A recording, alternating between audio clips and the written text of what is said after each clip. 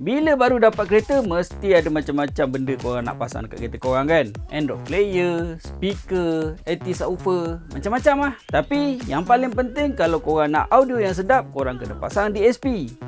Inilah DSP entry level daripada Audiobank yang memang sesuai untuk korang yang baru nak main audio. Tapi kenapa kena pasang DSP?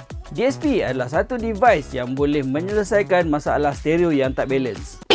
Stereo tak balance? Apa tu? Alright, macam ni. Kedudukan speaker di dalam kereta selalunya berbeza tempat. Ada yang dekat pintu, ada yang dekat dashboard, belakang, bawah seat dan sebagainya. So, bunyi ni tadi dia tak akan sampai ke telinga korang dalam keadaan yang serentak. Itulah namanya stereo yang tak balance. Cara nak selesaikan masalah ni, kita kenalah pasang DSP. Sebab DSP ni dia boleh control time alignment, equalizer dan juga crossover point. So, bila korang dah pasang DSP ni dan tuning dengan betul, hasil dia audio korang tu seakan datang dari cermin hadapan kereta korang. So setiap bunyi ni tadi akan datang dari satu arah dengan serentak ke telinga korang.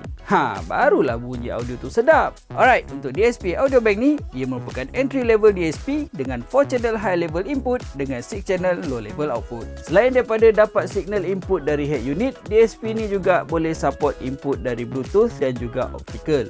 Untuk pemasangan, hanya plug and play saja. Selain daripada tu, saiznya juga compact dan mudah untuk disimpan. Senang kata, dengan DSP ni, masalah audio korang boleh settle punya. Tapi jangan lupa, installation dan setup mestilah betul. So, kepada korang yang baru nak main audio, korang boleh dapatkan DSP 406 ni untuk kereta korang.